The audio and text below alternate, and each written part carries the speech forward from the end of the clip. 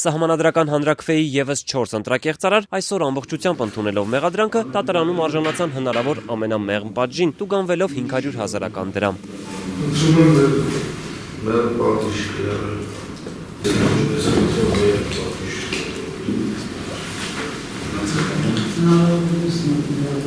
Քառասուն րոպեից էլ պակաս տևած նիստում ընդհանրապես չխոսվեց, թե արդյոք որևէ մեկի հրահանգով կամ պատվերով է 3 հոգանոց հանցավոր խումբը հանձնաժողովի ԲՀԿ-ական անդամի օժանդակությամբ այլ անձանց փոխարեն քվեարկել։ Ամբաստանյալների պահանջով դատավարությունն ընթացավ արագացված կարգով։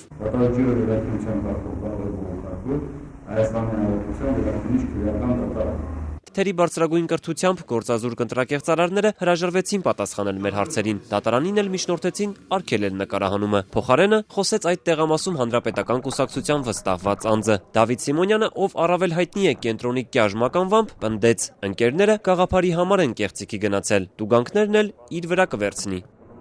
Ընդունում ենք, այո, բաժի հետ։ Պարտք ենք անելու։ Ինչ կարևոր է ունից։ Կարող է հանրապետական կուսակցությունը ձեզ օգնել։ Ոչ, մենք մեր անհատական միջոցներով կփակենք այդ գումարը։ Ինչի համար են ասում նման քարտեզից ողջունված են փոփոխությունները։ Այո։ Ինչն է սկզբունքային, այո։ Կեղծարարներին հովանավորող երիտասարդը պնդեց, արժանիքներով չի զիջում իշխող կուսակցության падգամավորներին եւ հանրապետականի ցուցակով ցանկանում է հայտնվել գալիք խորհրդարանում։ Ուրիշի քվեն գողացած ընկերներին Դավիթն այսօր քաջալերեց նաեւ նիստի ընթացքում։ Ինքնախոստովանական ճառը լսելուց հետո դահլիճից բացականչեց։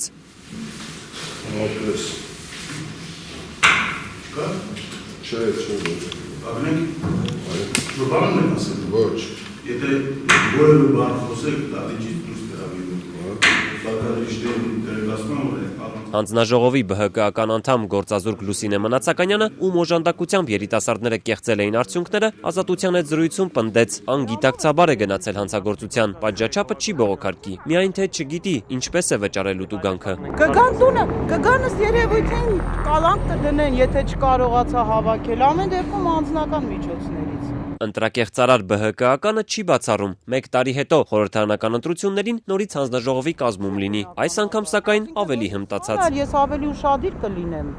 փորձ ձեռք բերեցի ես ամենակարևորը, ես փորձ չունեի բացարձակաբար, իմ համար նոր տարածք էր, նոր մարդիկ, նոր գործառույթ։ Երևանի կենտրոնում տեղակայված տեղամասը, որտեղ վերջին տասնամյակում իշխանությունը հաղթանակած է ավարտել բոլոր ընտրությունները, հանրաքվեին աչքի ընկավ բռնությունների ու կեղծիքի մասին բազմաթիվ ահազանգերով։ Գլխավոր դերում մեծամասամբ հենց Դավիթ Սիմոնյանն էր։ Բոլորի աչքի առաջ հանրապետականը նախ կոտրեց Իլու լրատվականի տեսախցիկը, ընդհարվեց падգամավոր Զարուհի Փոստանջյանի հետ, խոչընդոտեց նաև Ազատության աշխատանքը։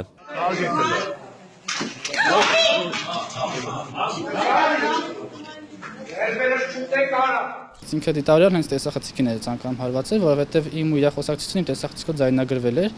իր լկտի պահվածքը ընդհանրապես, իր ծխախոտը բերան դրված։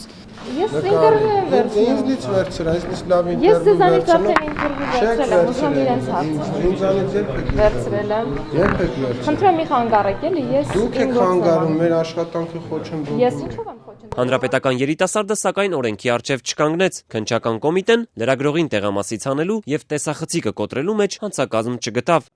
Դե բնականաբար մենք գիտեինք, որ ընդ տեղամաս են գնում ու ինչ է կատարվելու, ու մենք մեզ համար սպասելի էր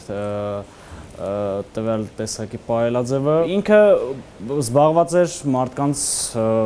տանել բերելով բնականաբար ու ընդհանուր, այսպես ասած, կարգ ու կանոնով մտնելուն պես ինքը բարձրաձայն հայտարարեց, որ ինքն է ստեղ ասելու։ Չնայած բռնությանն ու արձանագրված կրկնակի քվեարկություններին, տեղամասի վերջնահաշվարկում մոտ 160 ձայնի առավելությամբ հաղթել էր ոչը։